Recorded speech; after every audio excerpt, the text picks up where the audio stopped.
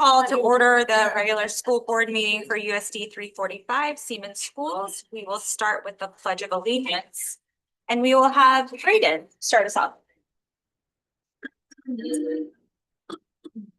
pledge allegiance to the flag of the United States of America and to the republic for which it stands, one nation under God, indivisible, with liberty and justice for all.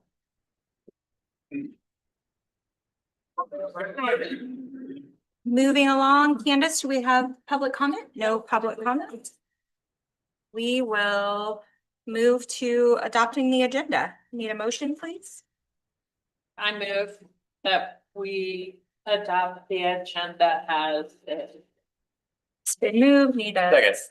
Been moved and seconded. Any discussion? Hearing none, all in favor, raise your hand and say aye. Aye. Opposed, same sign. Motion carries. Learning without limits. Well, Yep. Oh, we have Seaman Education Advantage Foundation, who will be giving us an update today. Welcome, welcome. Hello, thank you. My name is Lauren Wolf, and I am a member of the Seaman Education Advantage Foundation. I also have two other members of the SEAF with me. You guys want to wait? We are actually meeting downstairs today to review teacher grants, but we wanted to take the opportunity to share with you some of the really fun and innovative and creative things that we're doing within the Education Foundation. For those of you who might not know, the Seaman Education Advantage Foundation raises and invests funds to provide for the USD 345 students and staff for special projects. These projects that we provide are alternative funding that go above and beyond the standard budget allocations. They are to help enhance, enrich, and expand the education programs here within our district. We raise funds primarily in two ways. The first one is historically been the foundation banquet. This year, we're going to do something a little different, and we're going to do a foundation breakfast, which we are so stinking excited for. We hope to see you all there, everyone here and at home. Come to the foundation breakfast, which will be held on Friday, April the 7th, and it's going to be a professional development day for the district, so there is no school in session for students on that day. The other way we raise funds is through the golf tournament, which this year will be held on Friday, June 5th. So please mark your calendars. Both of these dates are also on our website. We have several new exciting things happening this year, beginning with our rebranding process. We try to incorporate students in everything that we do. And so we opened up a contest for middle school and high school students to submit logos, and we have submitted a brand new one. We are really excited to showcase that later this week or next week. So more to come on that. Tonight, we are actually meeting to review teacher grant applications. This is something we have done for many, many, many years.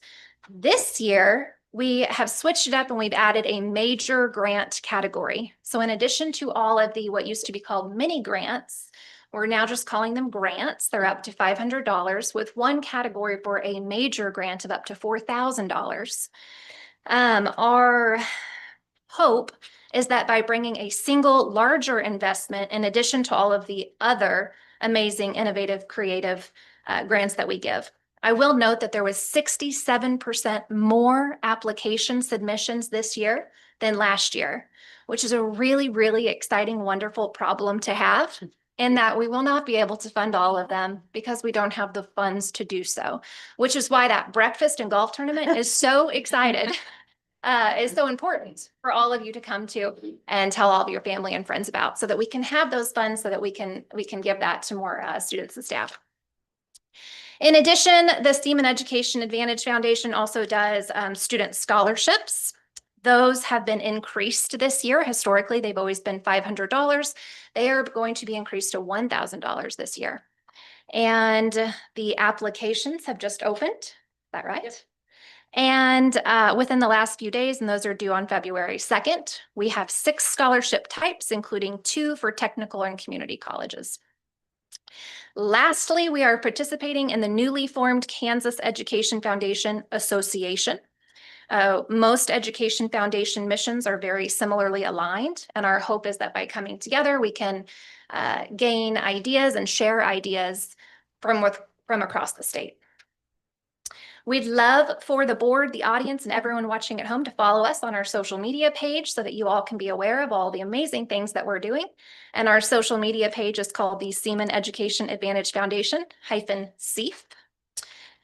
And with that, I will gladly answer any questions anyone might have. I have a question for you. What qualifies for a major grant? Like, what does that look like? We really keep this very open-ended for teachers to be creative with their ideas. We look for things that are innovative and creative and that are going to benefit large groups of students. So I was thinking about going into detail with some ideas, but I don't want to do that because I don't know which ones we're going to select yet. But Christy, the grants are pre-run through the curriculum group as well, so that we know that I am one of the board representatives for SEAF. So those grants are kind of pre-approved before they get to the committee so that we make sure that they align with Siemens curriculum goals. great That's my question. only question. Yeah, great question. Anybody else?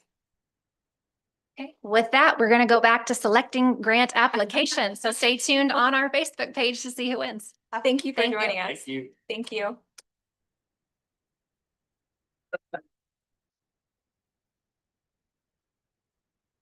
Next up, we will be presenting the winners of the Horizon Award. Who is doing that? Mr. Jones? And Jennifer?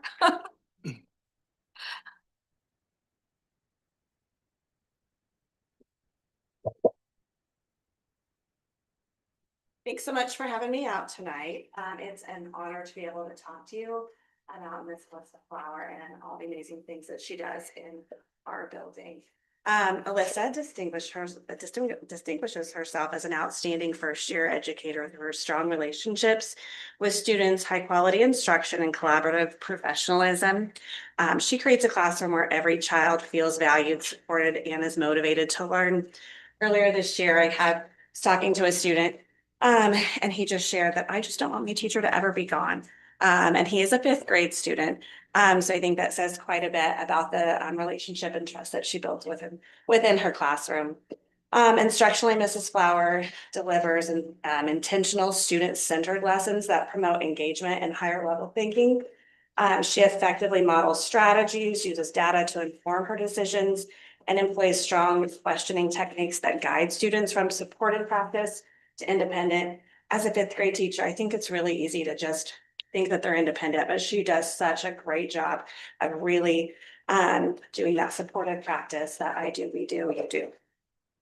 She's also an excellent collaborator. She works closely with both her general education teachers and her special education staff to make sure that all of her instruction is aligned so that she can meet student goals and ensure that all IEP procedures are followed with fidelity. And her colleagues describe her work as hardworking, reliable, and solution-oriented. Beyond the classroom, Ms. Flowers demonstrates leadership and strong commitment to professional growth.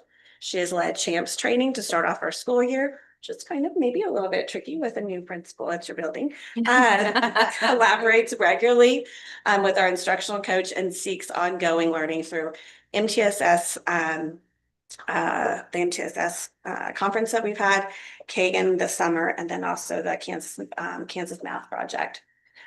What I think truly sets Ms. Flower apart is her genuine care for her students and her unwavering belief in their success. She shows up every single day with a level of dedication that's evident in her preparation, her present, and her commitment to doing what's best for each learner.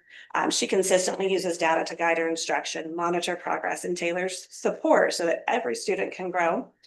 Her influence extends beyond academics as she positively shapes students' confidence, behavior, and sense of belonging for every student, every single day.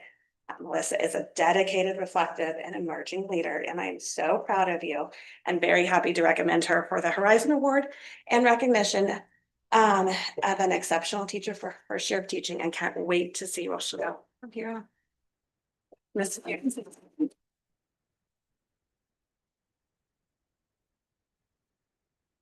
Come on up, Miss Alyssa.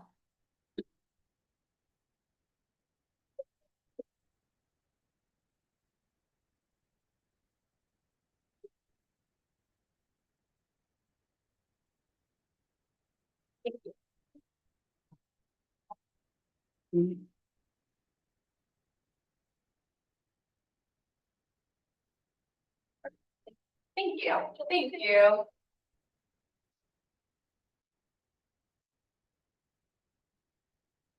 Hi. Up next, Mr. Jones. All right. Here we go. This is McKenna Crady. She is teaches sophomore and junior English.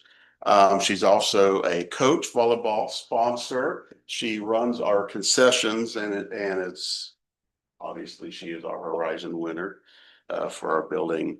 Her content knowledge, professionalism, genuine care for students' learning, and her work ethic reaches beyond a commendable level. Her greatest gift is just her presence that she has in the classroom. She literally lights up a room when she walks in. I have never seen her not smile. There's been plenty of opportunities where, a frown would be okay, but she chooses to just bless us with that wonderful smile. She takes on any task that's given to her. I know in the PLC and the English department, they've really made a lot of changes lately and trying to be better as a team. And she stepped up and she's really taken on some of those duties. And it hasn't been easy, but you have done it. Probably the Mr. Collins heard his quote about her. This powerful, positive life force makes a positive difference on a daily basis. So I don't think I could say anything better than her. So McKenna does an amazing job for us, and we're very fortunate to have her. So, no.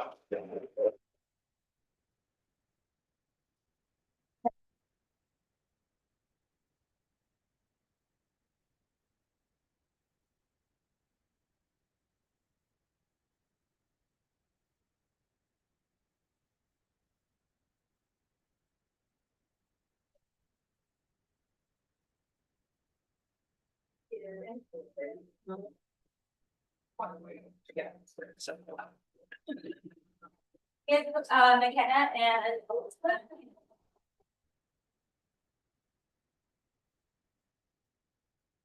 Fantastic about them is that they were Seaman graduates. They were in my daughter's class of 2020. And that was a rough year, I think, for all of us, right? But they got through it, and we're so happy that you are now back in our district teaching for all of our kids here. So congratulations to you both. Moving on, superintendent remarks. Mr. Wilson. Thank you. I'd just like to take a quick moment. Actually, I'm gonna take a side out because Horizon Award winner is such a cool thing. It is their second year of teaching and just shows their exemplary teaching in their first year. But really, I'd like to take a moment to honor all veterans of U.S. Armed Forces. I talk a lot about the importance of education, educators for the sustainability of our democracy and the freedoms that we enjoy in America. However, no group of individuals have done more or have put their lives on the line for America like our veterans. If there are any veterans in the audience, I would ask that you stand up so that we can recognize you. We have none? Okay. Then I'd love for you guys to join me in a standing ovation for our veterans everywhere, even if they're just watching.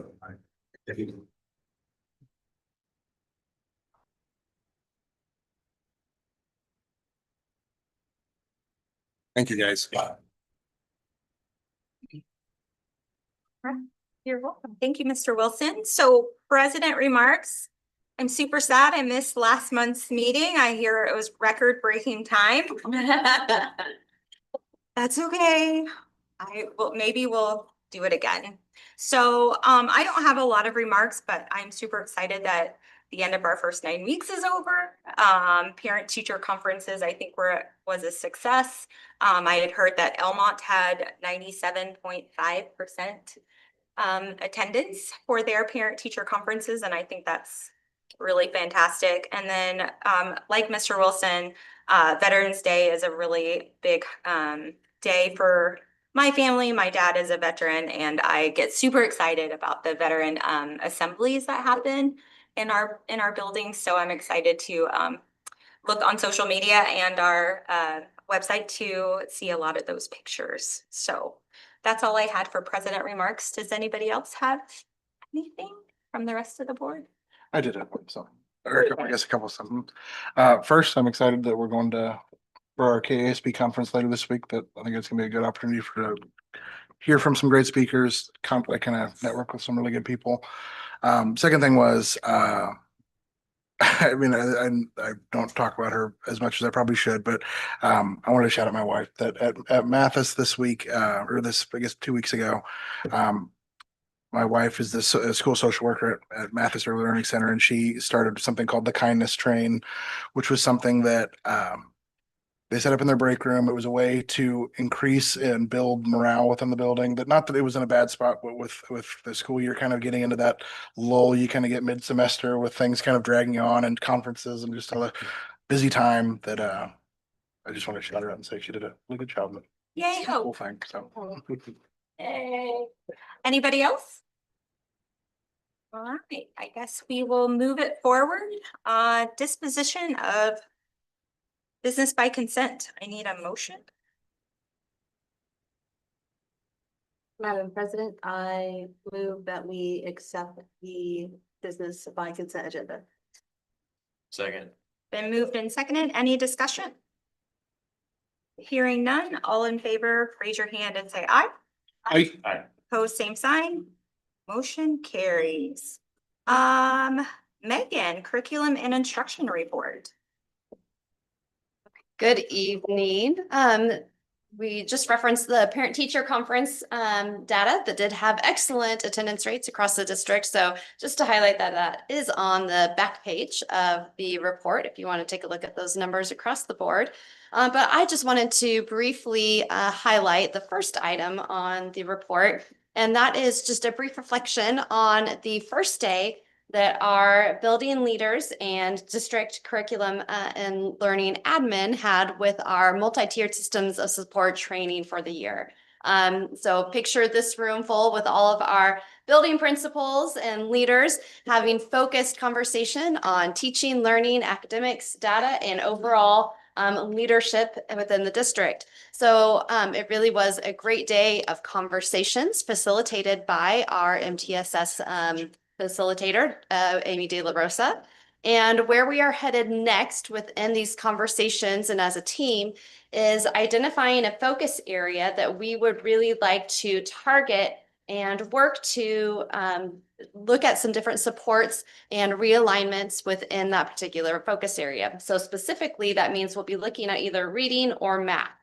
So hopefully by the next 1 or 2 times that we meet, we'll have a focus area firmly identified, and I will have future follow-up for you on what those supports are going to look like as we really target our attention to a certain area within the district. So any questions for me? Thanks, Megan. Deidre, special services report.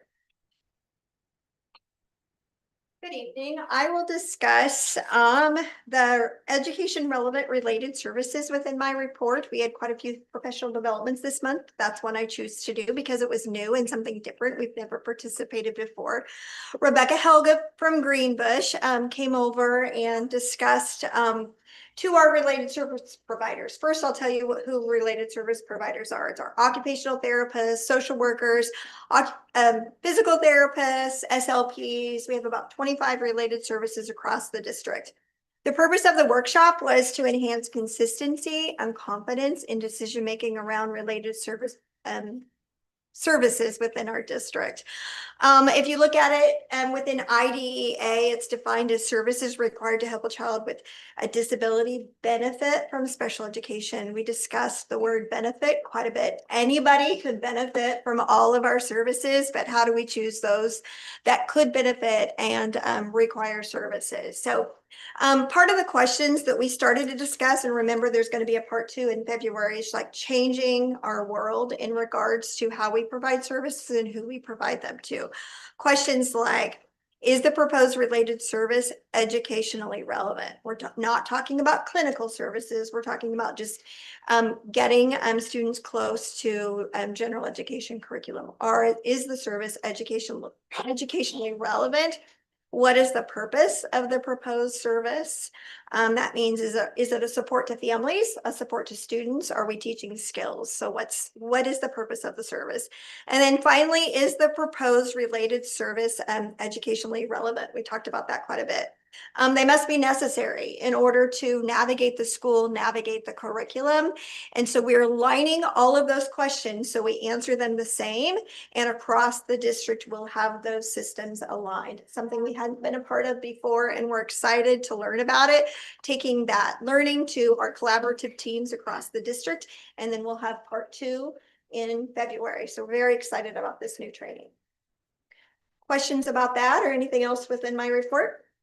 I just want to say I happened to pop in that day and Yes. the room was alive and very Yes. packed. So It was blew our great. minds, to be honest with you. Everybody was very excited about it. Even one of my school psychologists said, yeah, I wasn't really excited about this training to sit a whole day and lose evaluation report writing. But at the end of the day, he was like, wow, this is really good. We needed this. So I don't was think excited. anybody really noticed that I walked in until I just said, hey, coffee.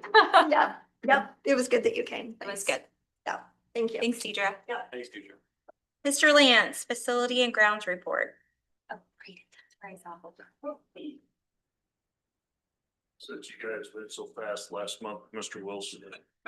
Marty said it was because my report wasn't here, so. Keep it timely. Say, I'm Okay. gonna try. So I just wanted to give you an update on the high school sewer line. If you can see the 50-some years of sewer line is starting to collapse. Looks fine. Just thought I'd start off. We just poured the concrete on the third part of it last Friday, so hopefully this Friday we can have all the parking back. The rest of it will be hopefully this summer, so. North Fairview, the bell tower that's been there for ages has started to collapse. So I had a gentleman that does a lot of our brickwork in the district come over, give me a quote, and we went ahead and redid it so that what happened was the concrete on top had cracked and it got back behind and it froze during the winter. So to the next one, you can see the finished product. Everything back Nice, up, beautiful. put stone back up on top instead of concrete, made it with 100% better again. So. And then this is our snow future. This is, we've already got it hooked up, ready to roll, so hopefully it won't snow this winter and we'll be ready to roll, but. We're gonna have a ton. That looks beastly. I like It does. Oh my God. Hey, guess who gets to drive it? Oh, Guess who he won't let drive? Chris. Travis is out. Where's all the painted plows from They're on the last trucks, year? So I asked that this morning at our meeting, and they said that the principal. I think it was, I did that. We're not gonna be able to do it. There you go. Okay.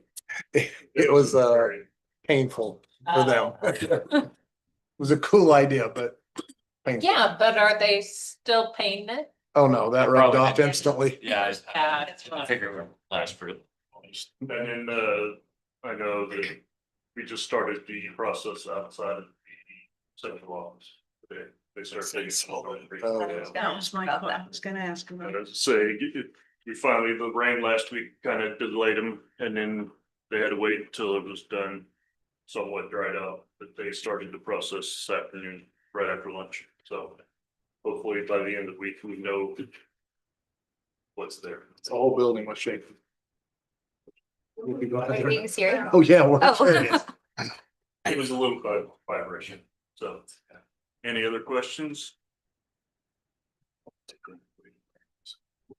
I have one, Lance. Lance. Just real quick, I just thought of it, the program that you have for signing up for facilities, Yeah. everything's going well.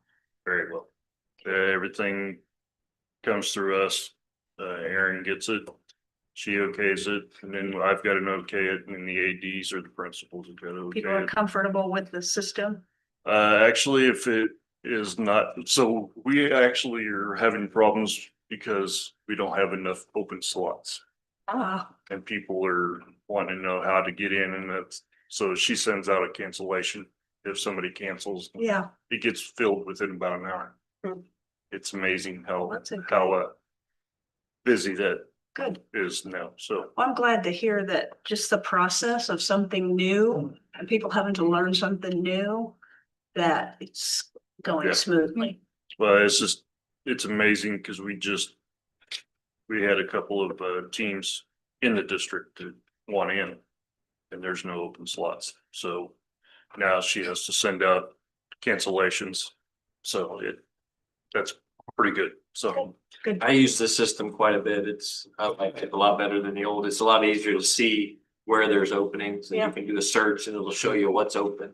It's pretty cool. Nice, nice. Thank you. Great question, Donna. Miss Deidre, you're back up for program evaluation. Yes, November is my month to present the program evaluation for special education. We'll do this every 2 years, if you all remember. Looking at pre-K through 12 special education in Seaman. Our program description is that we provide individualized support and services to ensure students get safe, free and appropriate public education, and students with disabilities get that free and appropriate public education in their least restrictive environment. It's all focused, the last sentence is really important to me, or the last half of the last sentence, on ensuring independence. Independence is the key. We want them to graduate and be independent.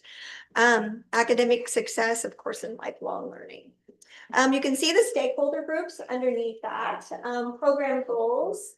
Ensuring individualized, high quality instruction is, of course, very important. Ensuring inclusive and supporting learning environments, as well as the ever-ending compliance that we want to ensure as well. That is in regards to funding, but it also ensures that we are doing everything exactly correctly for our students. So compliance with KSBB as well. If you look at the budget, Jeff, if you wouldn't mind clicking on the link at the very bottom of the budget, this is kind of exciting to me and I thought would be interesting to you. If you look, first of all, the key, yellow is all federal monies, pink is all state monies. Lisa chose the colors. Yeah, It just Lisa, seems like not it's good. Lisa, doesn't it?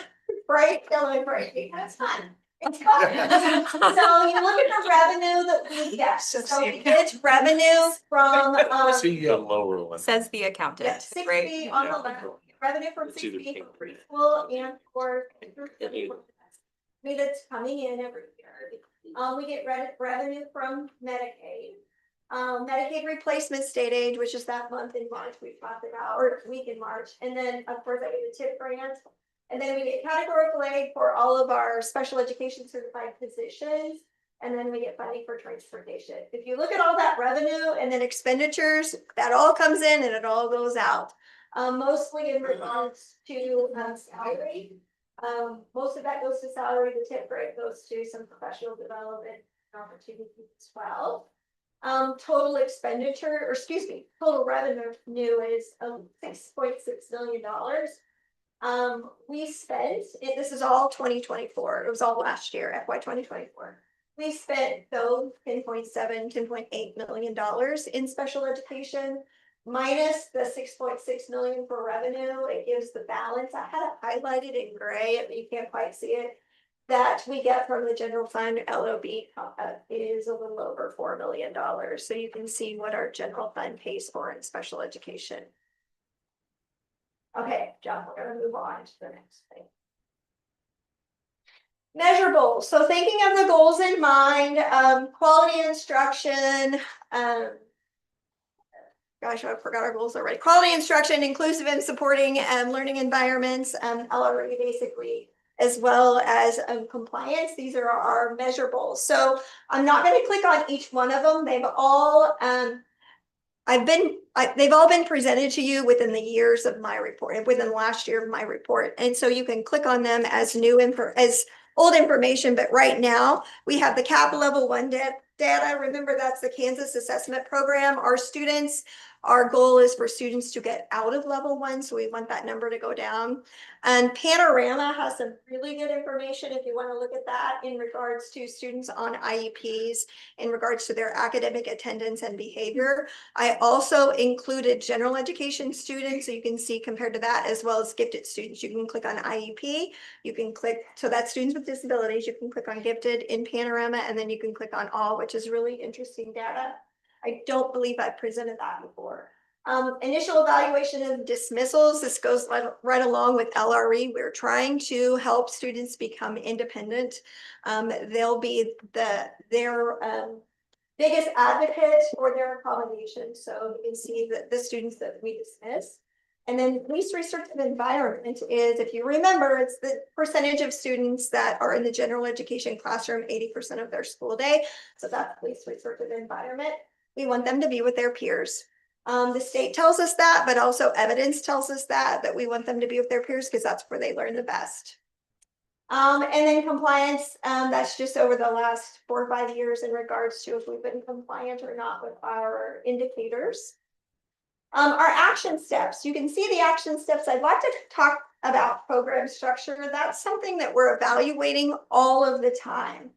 Right now, we've had training for educational relevant services. I just spoke about that in my report, but also our ever-changing student populations and environment. We're always trying to figure out how do we serve these students better? How do we change our programming to provide services for these students? And we do that all the time, every year for sure, if not even more than that, on individual IEPs, but basically our specialty programs as well. Every year we get a different population of students, and all of their needs are individualized. And so it takes a lot of us to figure out how we're going to support these students within our budget, within our knowledge, within our programming, professional development wise. That's something that's a challenge for the special education department. And so we're evaluating that all the time. Keep going. I think that would be it. Do you have questions? That was kind of in a nutshell, but if you have any questions, please feel free to ask. What's our child count for students with disabilities, Deidre? Are we still in like the Our 6? December 1 count, Yeah, it's like 640-ish. So it's roughly stayed about the same. It does. It Yeah. stays the same. Again, that population with significant needs is increasing, but it's all within that same number. Any questions for Deidre? Good. Thank you. Thank you, ma'am. Mr. Neinstead. Enrollment trends. Sure. Good evening. I've got enrollment trends. You guys received the demographic study last month. So there isn't anything that you're going to see up there that should be a big surprise. If you look at our overall total enrollment, with the exception of fall of 2020 to fall of 2021, each one of those years is a decline. And this year we saw, as of September 20th, we saw a decline of 71 students district-wide. And then you've got a breakdown of what the numbers are in the grade level. Obviously, kindergarten is one that took a significant drop, 3rd grade, 7th grade, 9th grade, and 12th grade. Keep in mind, some of that is you're comparing it over last year's, which was a grade before. So there's always going to be some of that. You're going to have some that go, yep, I exactly. get the highlighter out. It's Yep. the Donna I thing. did that. Yeah. That is Oh, right. exactly the way, if you really want to look at it, that's the best way to do it. Yeah. But overall, we still have declining enrollment. Again, the demographic study told you that last month, so that's not a surprise. Out of district students, again, collectively, we're down about 16 overall from year to year. And then the last chart on there is free and reduced percentages. And you can see that that has, as a district, stayed relatively flat. There hasn't been a significant increase, except in those middle years, 19, 20, 21, it actually dropped, and then it jumped right back up in fall of 22, and now we're back at 39.61. Obviously, there are some buildings that are significantly higher. Northern Hills jumped up 7 points, and Milk dropped 8.4. Any questions that you have? That the numbers kind of speak for themselves. I feel like Kyle has a question. Well, Here we go. I did, but just to clarify, so maybe I didn't look at the right chart. I know Candace, you sent something else out because the one I looked The at original one had a had, mistake. Okay. It had us up because there was 335 at milk. Yeah, Apparently I have fat fingers okay, and can't operate a tin key very well. okay. Cause I, in my mind, had a question, how do Yeah. we go up that much in milk? And then Fortunately, I started caught looking that this right. morning. Yeah. Yeah, Okay, I'm not very dexterous. It's a big word. you're not very amphibious, Yeah, use both hands. Amphibian. Nice. Hunt and peck, hunt and peck. Other questions? Okay, squirrel moment. Thanks, Marty.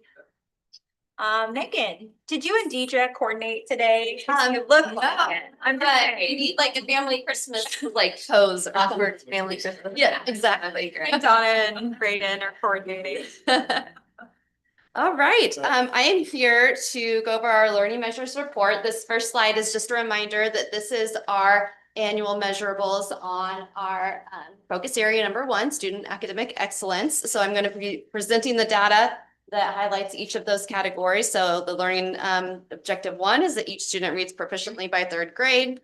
And then the second one, each student improves or maintains their level of academic achievement from pre-K through 12.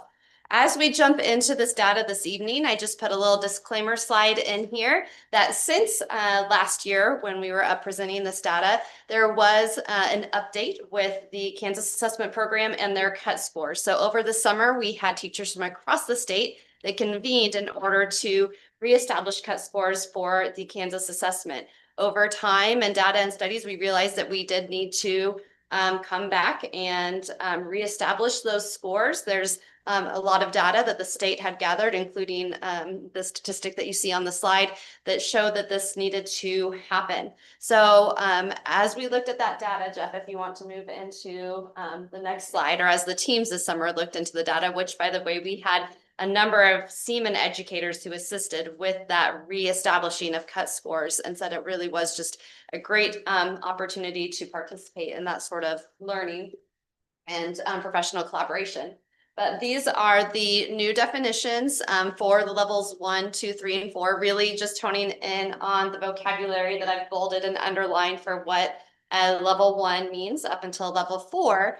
But previously, when we were looking at our learning measurables for these, we were including students who fell into the 2+ to 4 based off of last year's cut scores. And that was from guidance from KSDE that our 2+ students were on track for being readers. Well, since the new adjustment with the cut scores, as we look at this year's data, we are only looking at levels 3 and 4 based on the information that we have from KSDE, and that students who are falling into levels 3 and 4 are readers and have a proficient and or advanced ability to demonstrate understanding of the standards. So just wanted to kind of recap what the cut points were going to be for the information that we are looking at. So with all that background, as we dive into our learning measure number 1, how we have been monitoring and measuring this as a district is looking at 2 points and how they compare to them for our 3rd grade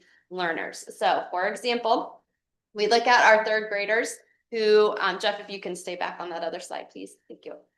We look at our third graders who received either a level 3 or 4 on the Kansas State assessment last year. So they're now fourth graders, but we're looking at last year's data that we're comparing. And look at their end of the year reading composite and whether they were scored at or above on their reading composite. Because if they meet either or both of those things, that should indicate to us that they are a proficient reader. Okay, so now on the next slide, you can see how this data comes together in a beautiful scatter plot. Each one of those dots does represent one of our now fourth grade students and how they scored last year. So you can see where our benchmark cut scores. So any students who scored to the right or above, that means our students who were at and above on their end of the year benchmark, or on our CAP score, anyone who scored above that horizontal line was at a level 3 and 4. And so you can kind of see how that trend. If they're inside our box, those student dots would be those students who are still developing their skills in order to be a proficient reader based on our measurement data. So if we look at how that Megan? data, yeah, So is this based on the new cut scores? yes, Okay, yes. keep going. because- Megan, can I interject for a second? Absolutely. So it was a tough decision because basically the new cut scores, if a student was right at what I would say at 2.5, it moved that student up a little bit to about a 2.75. So it didn't move them all the way to a 3, but if student who was about a 2.75 would have moved up to a 3. And so the question was, it moved about a quarter of a point. Do we stick with what we had done in the past, which was 2.5, or do we actually raise the standard and go to a 3? And we made the decision to raise the standard. So what you're going to see in the numbers is actually a higher standard than what we showed you last year, which should make the numbers go down, but really they're statistically about the same. I don't want to take the thunder, but I did want to make sure that you knew that these are not quite comparable to previous years because we raised the standard a little bit to be 3s and 4s only now instead of 2.5s. So Megan, can you explain the cut scores to everybody again? Because there's a lot of discussion about that I've heard where they made the cut score easier, lower. Is that any? That would not be an accurate statement. So with the cut scores, and again, the teams that came together to evaluate, they still maintain that high level of rigor. So just because, and in fact, I would say they like enhanced it to be, at a level 3 and 4. So it's just any time that it's been a number of years with a certain assessment, it's good to reevaluate and renorm and make those jumps.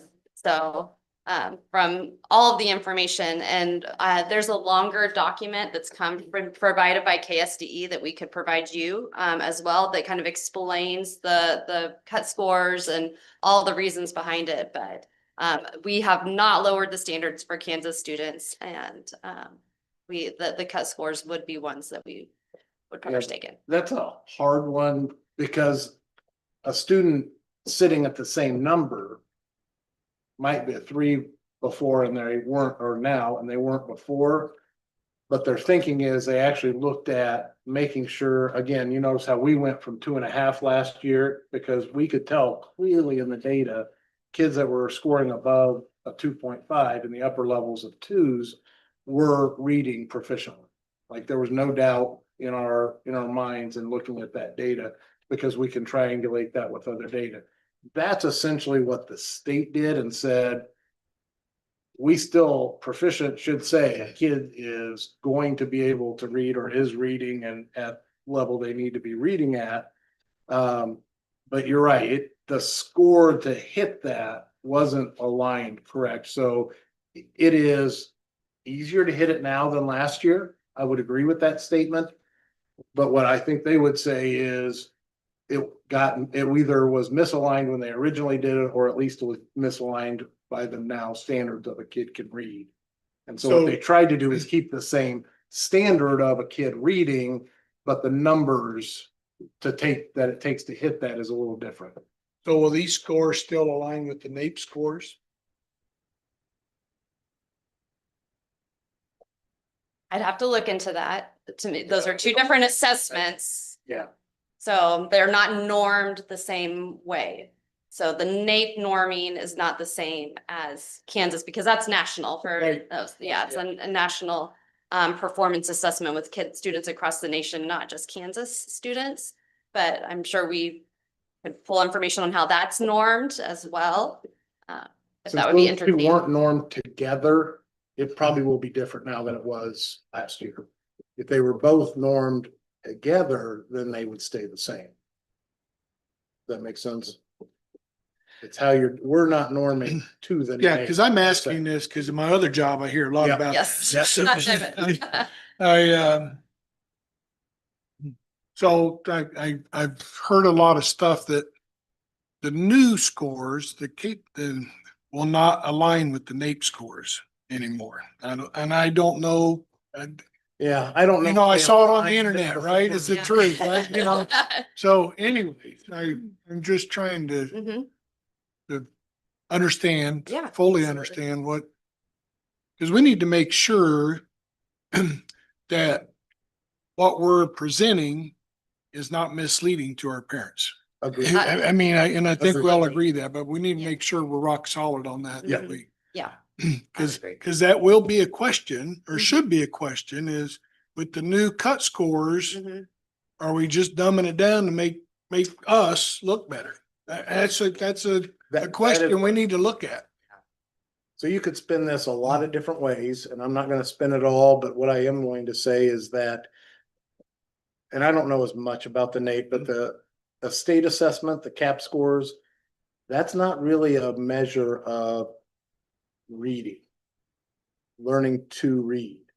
It is a measure of thinking and comprehension.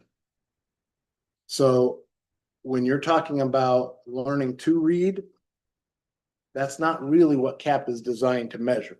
It is designed to measure a student's comprehension of something they read. So the baseline is, yes, they can certainly read if they can comprehend what they read. So that's a given, but it actually is a little beyond that. It actually is asking questions, not unlike probably you had even in school as well, that says, not can you read the passage, but do you understand what the story was about type of thing, which is a different level of thinking. Can they make inferences depending on what grade level? There's different levels of that comprehension, but that's really what a CAP score measures.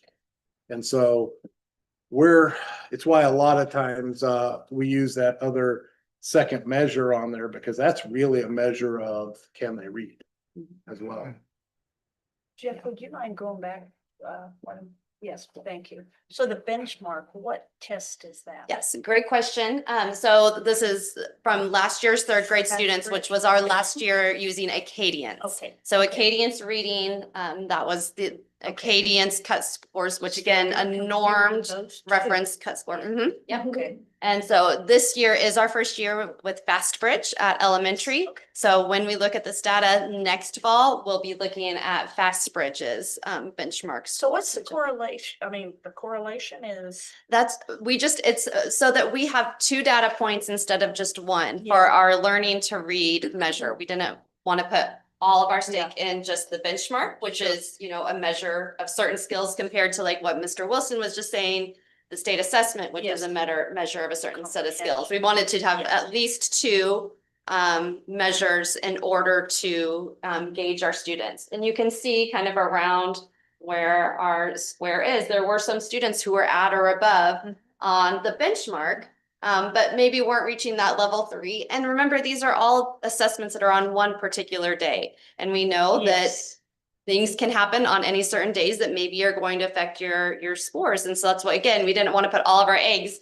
in one basket. So we at least brought these two measures together in order to try to get the best data to communicate to you regarding our students. So Megan and I are data geeks. So the data geeks and Megan and I love to see that if you look at these two, when you talk about alignment, what you're talking about is that one measure and another measure correspond to each other, and there's a correlation.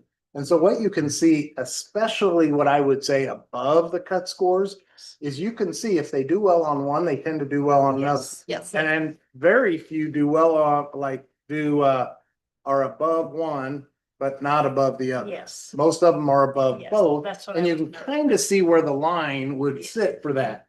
What's interesting to me is below those cut scores, the correlation breaks down significantly. Yes. And when you look at the far left, those are kids that did absolutely terrible on one. Now they weren't above on the other, but But they did better. it's not as correlated, and that's where you kind of see, on the kids that aren't as strong of readers, their score varies more day to day, test to test, than probably your higher, more consistent.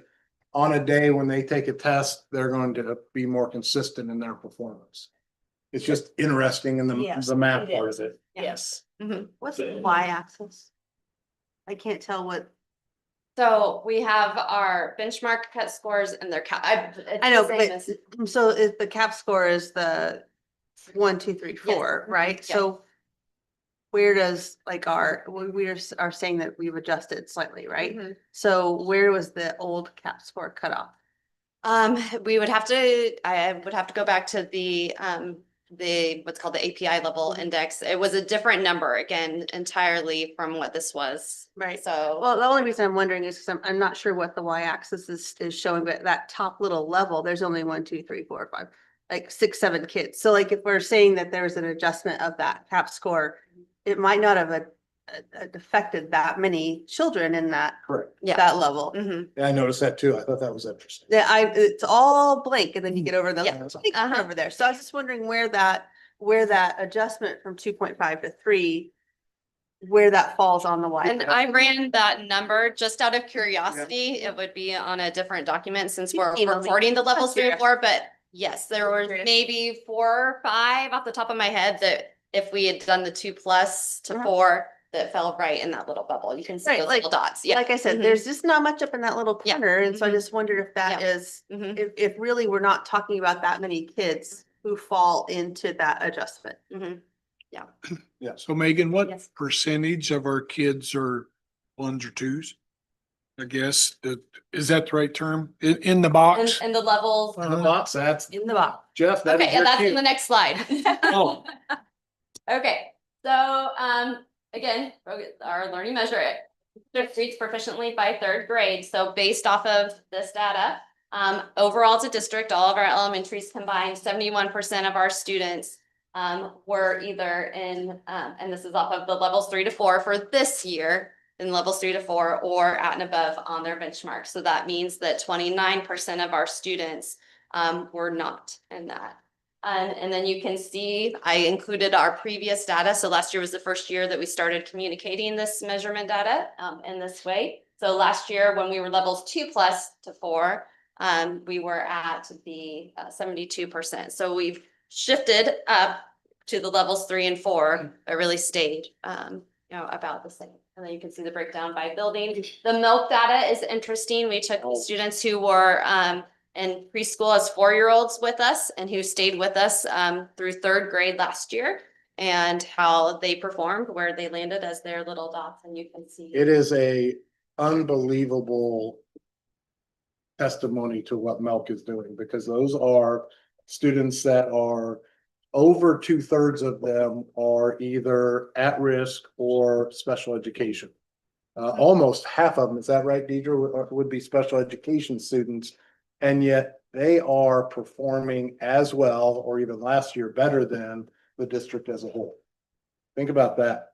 It's good. That's amazing. So I have another question. Yeah. Can you get us, at least me, or maybe the rest of the board if they want it, where we would have been last year, 2024, at level 3 and 4? What was that? Yes. Would you Great please? question. Yeah. Yep. Without the 2+, just the 3 and 4. Yes, Yep. we'll get that to you. Thank you.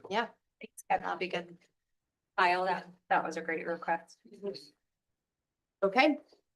Let's jump into learning measure 2. So this is the growth or maintained or grow goal. that every student either maintains their level of CAP performance from one year to the next, like meaning they stay at, they were level 2+ last year, they're still at level 2+ this year, levels 3, so on and so forth. So that's the data that we take and dive into.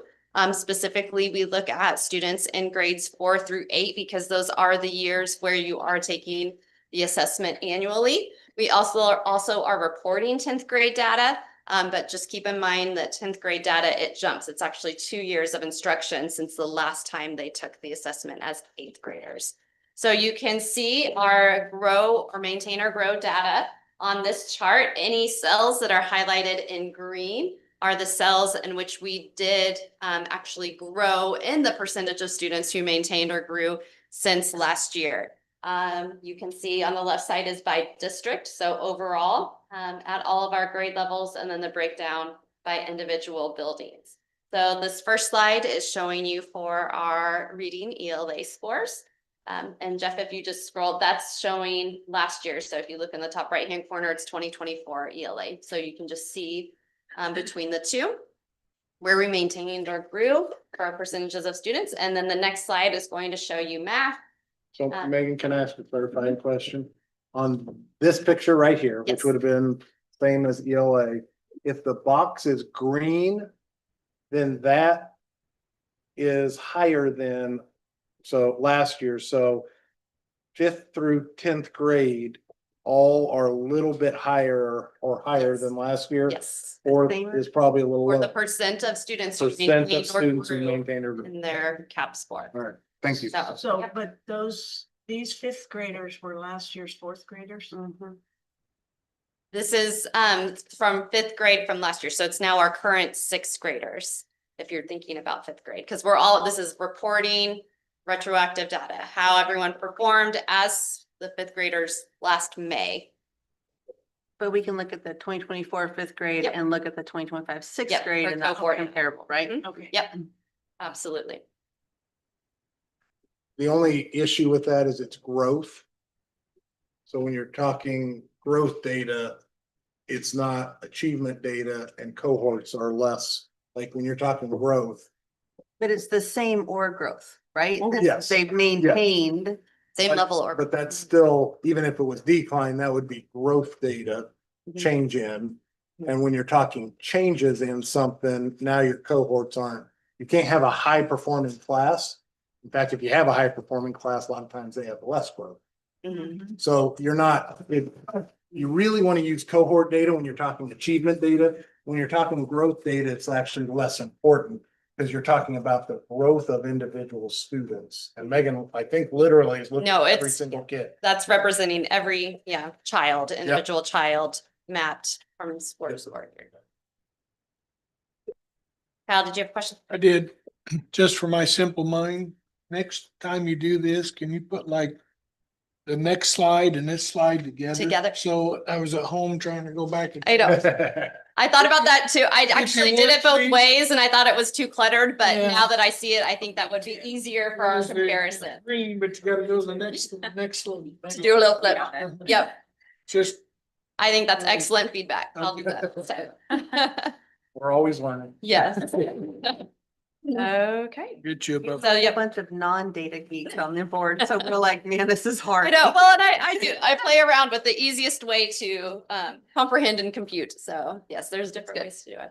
Okay. We'll get you above that cap score. Yeah. All right, so this was just math for last year, like Kyle was saying. You have to scroll between the two slides, and then our last slide pulls that data all together just so you can see. So overall, an ELA between our 2025 data. So again, data from last spring, you're at 70%, which is up 4% from the previous year. And math across the district, everyone who took the math assessment, we were up 3 percentage points. And that's why they're green overall, slight increase year to year. And Megan, that's just 4th to 8th.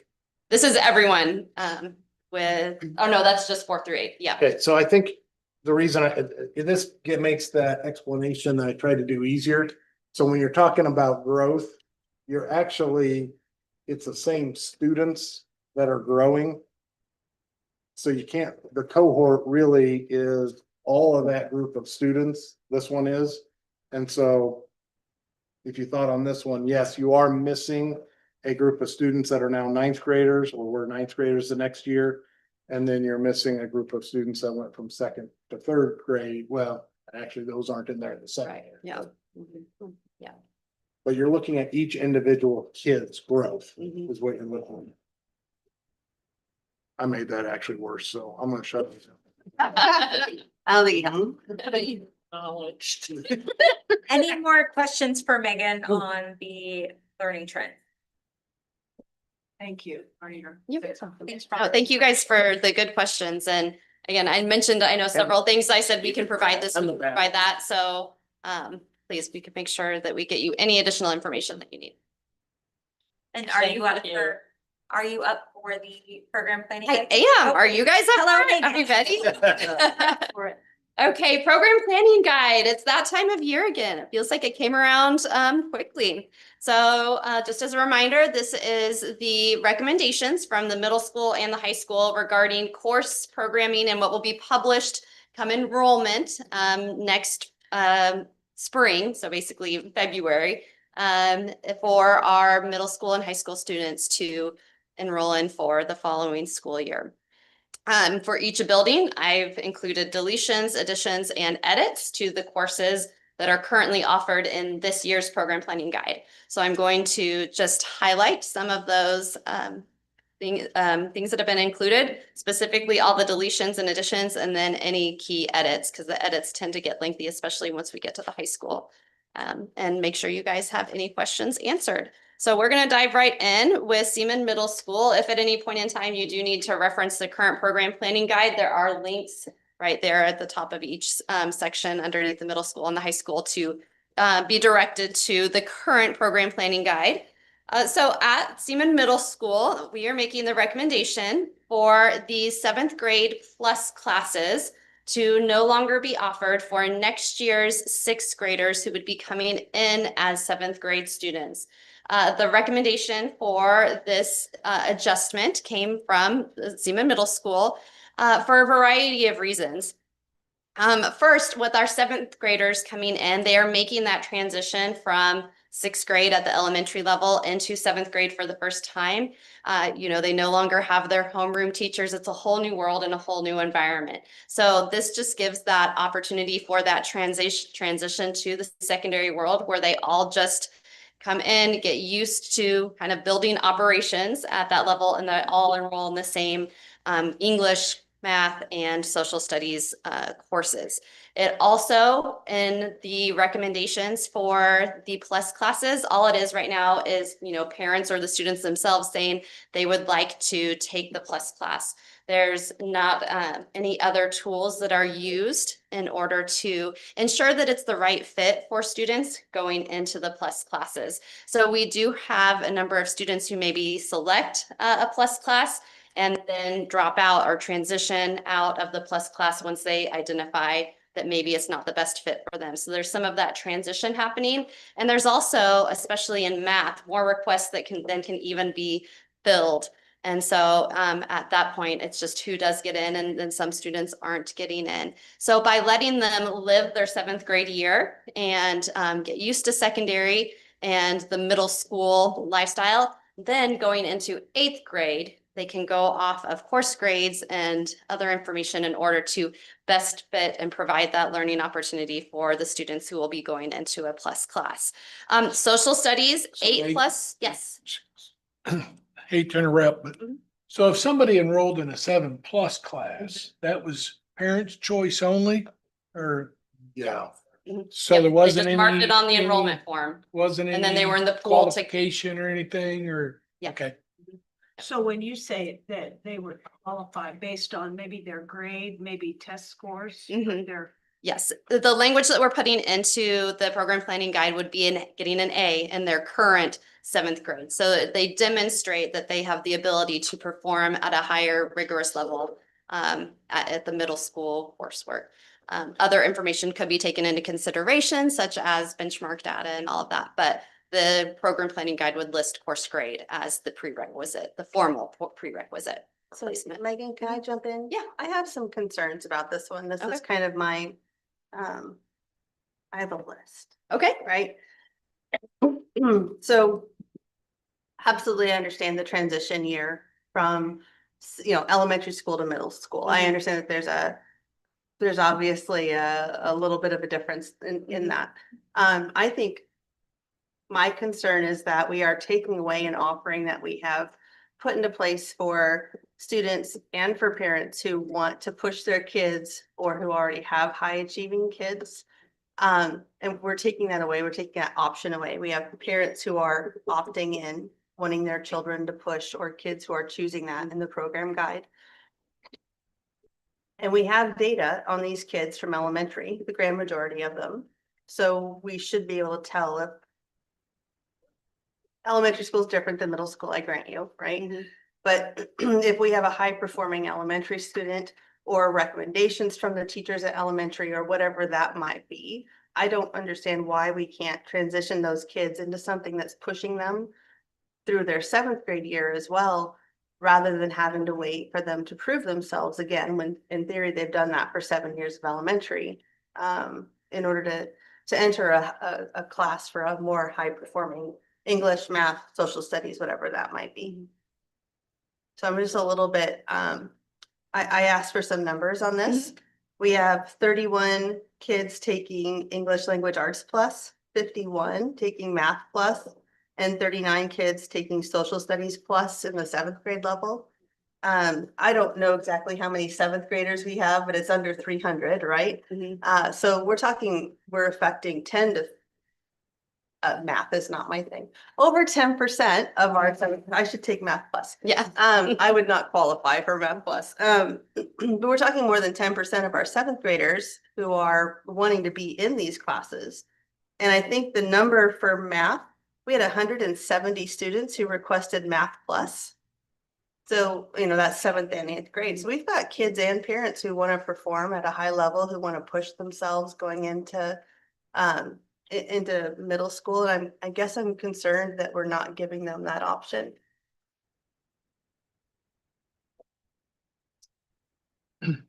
I would echo what Diane said. I mean, just what we've been presented so far, it seems like we're gonna hold them back a year just because we wanna, for whatever reason, I guess. Yep. I think we need to do whatever we can to make it most challenging and the best education we can. But doesn't matter, they're coming from 6th grade to 7th grade. Every one of us did it. You gotta learn to do it. And trying to say you're putting them in an easier English class to make that better, I don't follow, they don't line up in my mind. Two pieces that I would also like to add to the conversation that I didn't include yet is that there have been restrictions with staffing also in the building and the number of sections that can be offered and the limitations within that. So by only having a certain staff member teaching the plus classes, it makes them less flexible to teach other subjects. The other piece to consider is. So does a teacher in middle school need a higher level education to teach 7th grade English or 7th grade plus? No, they don't have an additional I mean, licensure. I think a teacher that's teaching at that level should know both of those curriculum. Correct, yes. Okay. And we already are saying that we have more kids who want in these classes. I don't need to put you on the spot in any way, shape, or form. I'm just,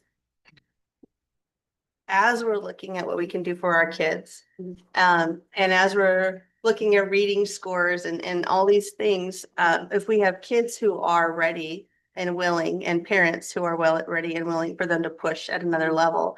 I know that you mentioned the kids who get into it and they're like, wait, this is a bad idea. And they switch back to another English class, maybe to a peer level English class rather than one of the plus classes.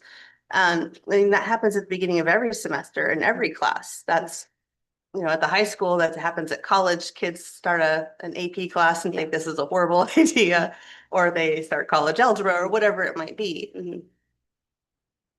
I think that's a scheduling issue. That's not something that we should tell kids, that we're not offering a plus class because it's a little bit more difficult to schedule.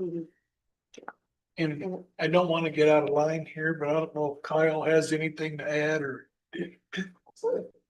I don't want to steal your thunder. No, so I you're- just- And the other piece as Kyle's walking up that I just wanted to share, and Kyle can certainly elaborate on any of this because I do want to, recognize Kyle and his team came to us with this recommendation from their perspective. So I think it'd be great to hear from Kyle, and we support them in that. But our classes that are not plus classes do benefit from having those who are higher achieving and bring that increased, level of rigor and achievement to the regular education setting.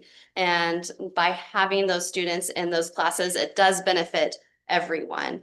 It enhances the conversation and everything in those classes. So there is that. But I'm gonna push back on that, Megan, too. And Kyle knows this, I have, one of my oldest daughter qualified for gifted programming. My youngest daughter was on an IEP, so I have, experience on both levels of this, right? I don't think it's the responsibility of our kids, and not all of the kids in a plus class are on the gifted, are gifted, right? It's for kids who are ready to push further and have that capability. I think when you have high achievers and whether it's an English high achiever or a math high achiever, expecting them to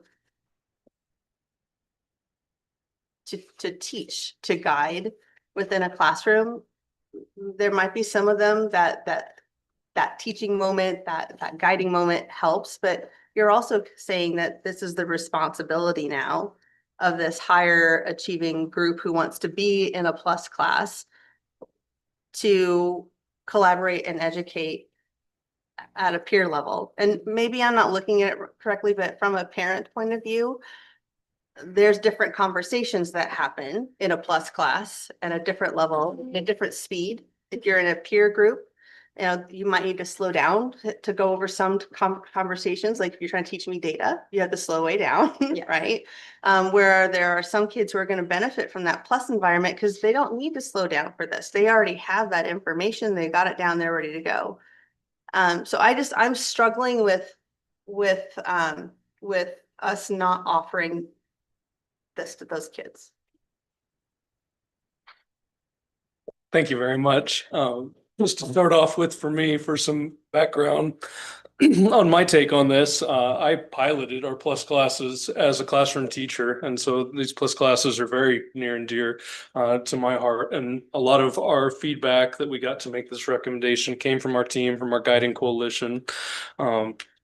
Part of what we looked at as we started making these decisions was we currently offer English, math, and science.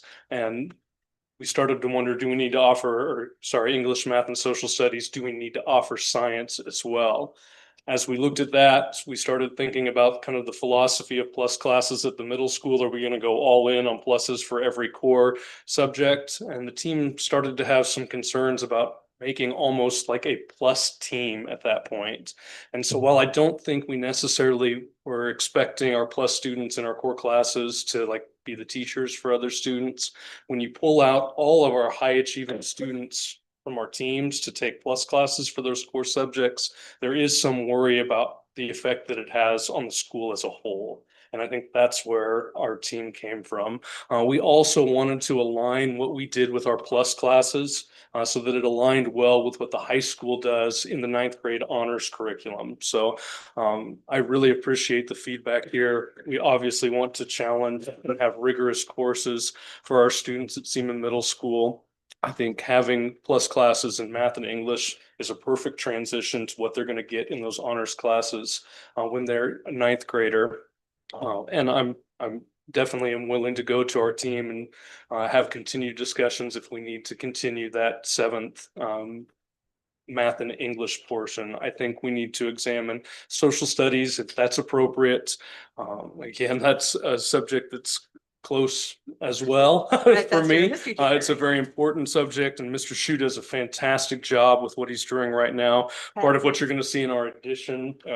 Just a fast question. Have you mentioned the freshman center? Is there not there is gifted for English, there is a higher honors English, honors math, but there's not an honors social study at the freshman center. Okay, thank you. Yeah, and part of our additions here allows for our National History Day class to come back with Mr. Shu teaching for those students who want that rigor out of a social studies class. But I think that also allows us to align well with what the high school does. So that was part of kind of our team's thinking in making this recommendation. With the other one, as Mrs. Nussbaum already said, just to give students, we see it all the time that it's a huge year. Moving from elementary to secondary is a huge transition for students and wanting to set them up for success. And that sometimes if you think, going into middle school, I can take 3+ classes, do football, volleyball, cross country for the first time. And for many of our students, there comes like a shock, and it's not like in the first 2 weeks, but maybe like at week 7 or 8. And then that makes for, a pretty hard transition trying to get out of a plus class at that point. And then you're moving to a new class. And so we wanted to be cognizant and aware of that for our kids Do as we have well. kids failing the plus classes? We do, yeah, we do have some. We took a look just briefly, just kind of preparing for coming tonight, and we have students receiving every letter grade in our plus classes, A, B, C, D, F. Okay, and is there? Okay, So Kyle, who's on the team? Did that include parents? We did not have parents as part of that team. Our guiding coalition was both principals, our instructional coach, and then teachers who teach plus, and then we have our most recent teachers of the year on that team as well. But the plus classes, our understanding will be out of grade. At 8th grade, that's correct. So it's just the incoming 7th graders to help them get used to That's correct. a new world. Yes. And right now, there's no pre-qualification. No, and I think if we were to go back and talk to our team and look at continuing 7th grade plus classes, I think we would definitely want to look at prerequisite requirements from 6th grade. Maybe not even just letter grade, but also looking at be faster. I just think it'd be great if we were able to figure out a way for those kids who want to push a little bit, right? Or parents who believe their kids can, and I think there are teachers who want that for kids as they're transitioning as well. Sure. If we could figure that out, at least at the 7th grade English and math levels, which is what transitions into 8th grade, which is what transitions into the freshman center, that continuing, that continuation would be great to have. I understand, as a teacher, I understand the dynamics of what you're talking about, pulling the high flyers, so to speak, from a class. And so I understand the dynamics of that. I also understand it's just a great benefit for those kids that are ready for that. So I don't know if there's a way we can come up with a standard process for test scores and 6th grade data to determine if there's qualifications. I don't know. I just have to throw that out there because it's a great benefit for the kids who are ready for it, but I understand the dynamics of it. It's a tough choice to either just take it all out or let anybody, and maybe not necessarily kids who, for lack of a better way to say it, are ready for that rigor. But it's hard to know. Cause what they're doing in 6th grade could be completely different than what they experienced. And or I've seen do in kids who 7th grade. rightfully should be able to handle that, but get in the situation and it doesn't work. Right. So. Especially once you throw in the extracurriculars. Right. Yes, That takes away your homework time. yes. But we do the same thing from middle school to high school at that freshman center. Yes. We still are offering those. So There obviously needs to be some criteria put into place, right? I mean, there obviously needs to be whether it's a combination of a test score or a grade or a teacher recommendation or whatever that might be. But I hate to say for an entire group of students that this is not going to be available to you. is that something you've thought of? I don't know. Just throw that out there as, coming up with criterion to? We looked at this for that A as the prerequisite requirement, but definitely willing to look. From seventh to eighth, Mhm. but I mean, coming into seventh, like Diana's talking. Yeah, and I think if we were to move in that direction for sixth going to seventh, we want to have something very similar, seventh going to eighth. Yeah. To be consistent. Whatever you decide to do, I guess, if you decide on a prerequisite type program, needs to be data driven and not like my little Johnny is the smartest kid ever. My boy was 5 foot tall, is gonna be an NBA center, not gonna work. Kyle, did you talk to site council about this? We did. They have any feedback for you?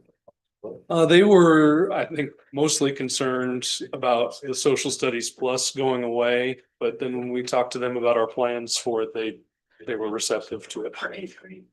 We're keeping that. Yeah. A national. Yes, yes. Yeah. Yeah. So this is a discussion item for now. We would normally take action next month. If you are answering all of these questions from the board and there happens to be another revision, what is our ultimate deadline to get this approved before you start enrollment, right? Great question. And I should have started there is another document that is in the board report that you guys can pull up, and it's just our program planning guide to timeline document. We really do strive for December to be when we receive approval, because there's a lot of domino effect things that happen after that.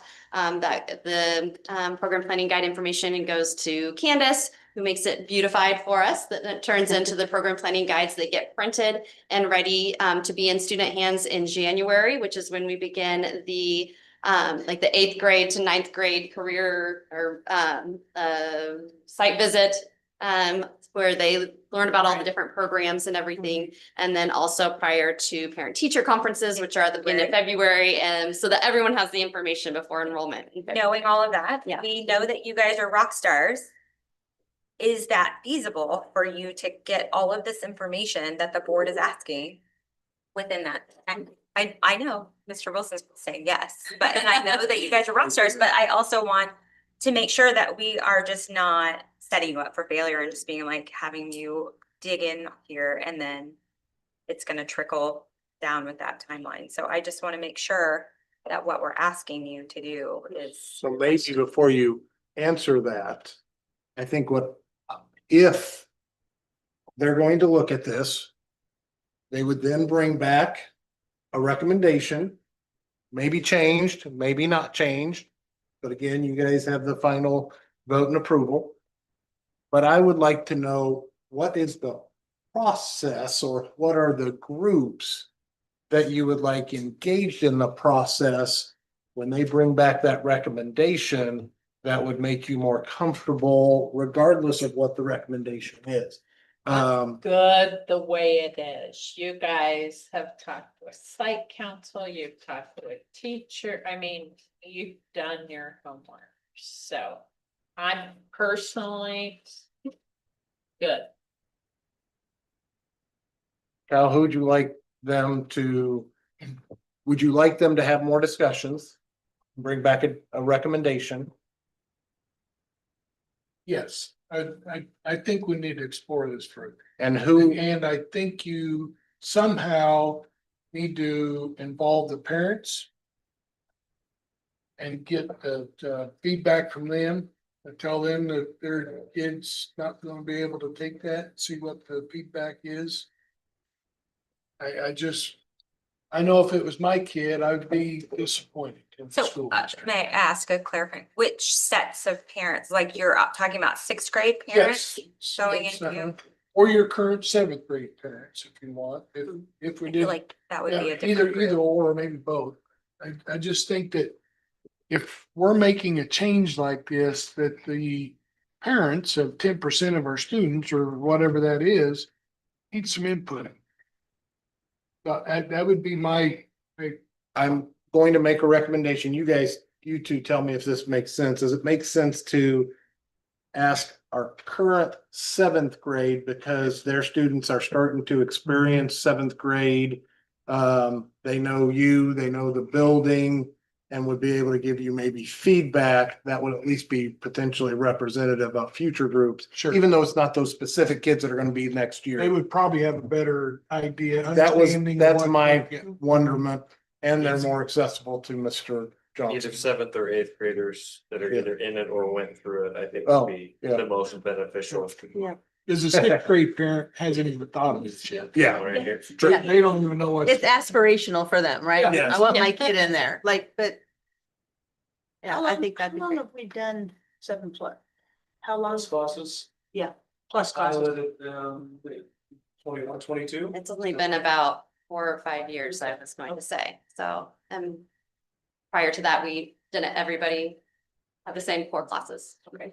So also on that too, if you could, if you decide to do something different or recommend something different, what would the staffing take to make that happen? Yes. You said earlier, we don't have enough teachers to do this.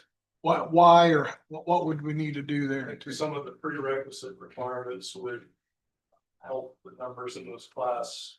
Bit closer more, to what our staff strengths are. Okay. Yeah, because Yes. it Chris, said is there that we anything had you would hundred like and them seventy to do students who before are they come requesting back? plus math. You can't teach 170 Exactly. students plus math. Basically, Right. Do you guys mind if we go down, each person tells what they want to add to this conversation? Chris? What would No. you like them to I don't have know. for you as we bring it up? I can go either way on this. I understand both sides. You know, from a staffing side and also from, you know, a parent maybe wanting to push their kids, but then I completely understand the burnout side of, you know, getting into it, like, I can handle this, I can handle this, and then everything comes about and you don't have nights and evenings anymore because you've got all the sports or whatever extracurriculars they do, along with the additional homework that likely comes with the plus class. So I'm just gonna kind of listen to what, you know, is presented and what you guys find and go from there. I trust our team, I trust our board, so. Michelle, you said you were good with them? Yeah. Okay. Chrissy, anything you'd like them to bring next time? No, I ditto everything that Chris said. And I understand both sides. My only concern is I'm thinking of those parents that Kyle had kind of joked about, like, my kid is fantastic, but the kid doesn't want to be in those classes. And that's where I have an issue of, like, I think that there should be some qualifications that maybe go into that if we keep it. But I could go either way on this. Me too, but I thought Kyle said data driven. That's a big deal. So. Yeah, I just find a nice middle ground. See you in December. I've talked a lot. You're done with me. We appreciate Any all other groups besides, we talked No, parent I groups? Okay, Absolutely agree. And so if engaging parents in the if, conversation. you know, if our plus teachers are weighing in and our parents who have kids enrolled in plus, those to me are the two groups who should be having conversations about this, because they know what's possible and what the kids are capable of. So. Thank you, guys. Appreciate it. Can we get Lance to take some pictures for it? No. But we do appreciate all of their work. Thank you. Really do. Yes. Yeah, thank you. Shall we continue with page 2? Oh, we still. I don't have any Thank questions you. on high school, I promise. We're good. Okay, so those would be, we finished the deletions category. Underneath additions, just know that for any changes, we would need to update both the enrollment page and the pathway pages are going to reflect what's under the high school. So we just put that in there as a disclaimer that any of those would be adjusted. And then the 2 additions pending approval with plus classes would be that in lieu of having social studies plus, we would offer and bring back National History Day as an elective. So right now, Mr. Shu, who does our social studies plus classes, he incorporates that National History Day piece into the plus classwork. So without that, students who specifically have that interest and that passion to thrive within social studies can enroll in his elective for National History Day. And then the other option for an addition would be leadership in action. And this is due to our Viking time a course that is currently dedicated to leadership and the opportunity to give students some modeled and mentored leadership that we would like to bring back as an elective course offering to give that students that option instead of that just being during Viking time. So those would be just our two elective options to add back into the program planning guide. And both of those had been in there before. And then just a few minor revisions pending approval. So we would have the prerequisite language in there for ELA for 8+ and math 8+ regarding what those requirements were for current 7th graders in order to qualify. And then overall, just some cleanup of the descriptions in the middle school course program planning guide. Okay, so we are on page 5 with the high school. And starting with deletions, we always look at the information that gets provided to us from KSDE, both regarding any changes to standards, but also programming. The Career and Technical Education Handbook is a big driving force that gets published for the coming year at the beginning of August. And so we look at that in order to make adjustments within our CTE programming. One big update is that the clusters have been consolidated, the career and technical education clusters, and the family and consumer science cluster has been split up. And that exact cluster no longer exists, and the pathways that were in family and consumer science have been added under other pathways. And you can see some of that later under addition. So we need to update all of that within our program planning guide as well. So running through each of these courses recommended for deletion.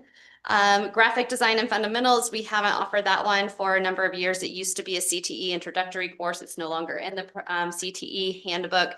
All of our students interested in graphic design just go directly into graphic design 1. Beginning debate, similar story. We actually haven't been enrolling students in beginning debate. All students go into what's been labeled advanced debate in our Power School. But really, if you go down into the edits, we're just recommending to take off the advanced there, and it's just called debate. All kids, 9th grade through 12th grade, take debate, and whether they're novice, advanced, they work together and are together in the same class. Our family and consumer science, essentials of beta and textile and apparel, those are no longer CTE, that's no longer a CTE pathway. And so we no longer will offer those courses, and we hadn't been enrolling students in those due to low enrollment requests anyway for a number of years. Playwriting, directing for theater, due to other theater electives that we have, this has also seen low enrollment. We see a lot of students taking other advanced theater or stage crafting for theater. So this is one that would no longer be offered. In math, we had courses in there, support courses called Math 1B and Math 2B. We are not double blocking those for students anymore. We do still have Math Support 1 and Math Support 2 that students can take for additional math support. World language, we do not and haven't for a number of years had an AP Spanish qualified teacher. And we also don't have a staffing or course request for Spanish for heritage speakers. So we're recommending taking both of those Spanish courses out of the program planning guide so that Spanish mirrors all of our other foreign language courses where you just have Spanish 1, 2, 3, and 4, just like French 1, 2, 3, and 4. And that's the track that students would take and not those additional courses. And neither of those have had enrollment for a couple of years now. Any questions about the deletions from Seaman High School? Okay, under additions, you can see the first section is just updating the pathways with those new changes. There is one new pathway due to KSDE's shifts within the CTE handbook that we are able to offer, and that's the Ag Tech and Mechanical Systems pathway. And then you can just see where some of the other pathways that we've offered, such as restaurant and event management, family, community and consumer services, and early childhood development, where those got shifted to other clusters.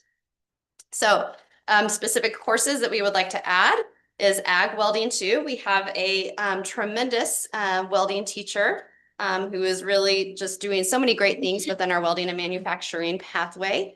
And she actually comes with an ag background as well and has been working closely with our ag teachers and really building up the FFA program. And so we are proposing 2 ag courses in here that are actually part of the ag technology and mechanical systems pathway that I just mentioned. And those are Ag Welding 2 and Ag Fabrications. And you can see the descriptions and rationales for each. These are technical and advanced level CTE courses that our students could take in order to be completers in that ag mechanical pathway. And with our teachers' current passion in this, we really want to see how student enrollment grows in this option as in comparison to just the traditional manufacturing path. Also knowing that a lot of our students interested in manufacturing also go to Washburn Tech for kind of that traditional path, but they don't go for the ag welding side that our teacher on site can do. And the ag welding side also allows them to do the higher level FFA competitions in that area. So currently we have both pathway options, but I know our teacher is really building up the student interest in the ag welding side of things. And so we want to have those options, and we're going to see how enrollment kind of plays out between those in the coming years. So, ceramics 3, we have a lot of students with the ceramics interest and passion, and we have students who have been taking what we would call ceramics 3 for a number of years, but we've been labeling it independent study when they get to that advanced level. And we would just be giving it a name now. In Power School, instead of an independent study, they would actually be going into ceramics 3, which would likely be embedded with a ceramics 2 class. So she would just have those advanced students in a ceramics 2, but we're actually giving it a name. Then intro to education with some shifts in the CTE handbook and the teaching and training pathway.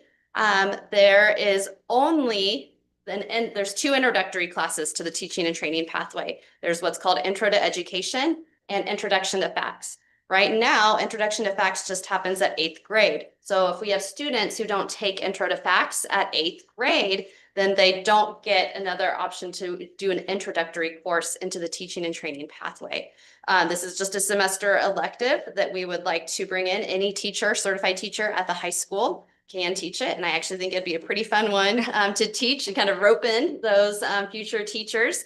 So we want to provide that introductory course on site at the high school in order to have that pathway.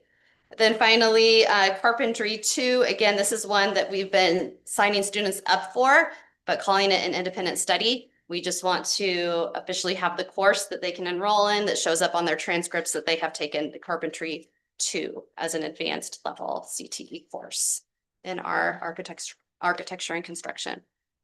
And that brings us to revisions. I am not going to go through every revision unless you would really love.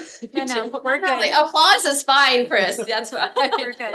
All the revisions. At all. Yeah. All the revisions are either descriptions. We had a lot of teachers that wanted to go in and update the descriptions to their courses. You see some title changes and updates, like where I said advanced debate is now just going to be debate. You see fee changes in there. Any of the fee changes are due to rising costs. Like in our culinary pathway, we know the cost of food and items just is slightly increased. Each of those are only a couple dollar increases from where they were in previous years. And a few grade level changes as well. But if there are any questions about those, I would be happy to answer them. Anything else for Megan? I think she's been up there for a while. Thank you for all you do. Yeah, well, you're welcome. Bye. It's pretty amazing. She's a rock star, no doubt. Yes. Thank you. Thank you, You Megan. can sit down now, but you were comfortable. Steve. Mr. Neinstead. On the other end of the Rock, spectrum. rock star is over. Usually we would not have an additional early graduation request. However, this is a student that came to us in August as a transfer and is probably the ideal candidate for Senate Bill 23. And as you look through that information, I think you kind of see that.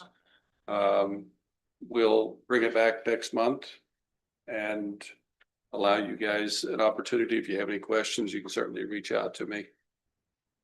Do we have a timeline here? I mean, is there anything, Is because this January's coming Yeah. pretty quick. Yeah, this is it. cut off? Right. No more. This one would Not have, gonna be nice No. and say, No. oh, okay. in fact, this one, they had to do a lot of convincing to convince me to bring this forward. But I think, again, student transferred in August, fits all the criteria for Senate Bill 23 and is doing well and probably would benefit from graduation. Can we just vote on this tonight? You certainly Yeah, can. yeah. That's what it's. Make a move to approve the early graduation request as presented. Second. Been moved and seconded. Any more discussion on this one? All in favor, raise your hand and say aye. Aye. Pose same sign, motion carries. All right, let's move on to our action. Megan, you're not even done with me. Dang, I'm so bad. sorry. Got to rest for a second. It's fine. It's nice. So last month, we brought the recommended calendar to you, and tonight I am here to seek your approval on calendar A to be our 26-27 calendar. Make a motion to approve district calendar A as presented. for Second. next year. Second. Been moved in second several times. Any more discussion on this one? Hearing none, all in favor, raise your hand, say aye. Aye. Pose same sign. Motion carries. Thank you. You know, Tanner, Lisa, do you want to come up here and say hi to us? Okay. Mr. Add Tanner to the Oh, agenda man, at some Didn't even point. realize I was on the, Mr. Wilson goes next and then we can have Tanner. and I will try to get these to you a month ahead of this. I think this is the second or third straight year. Yeah. Some other districts in our county have 2 board meetings a month. And so we talk about this and look at changes we might want to make. We did not make any changes to the positions. Those 5 positions are the same positions that you approved last year.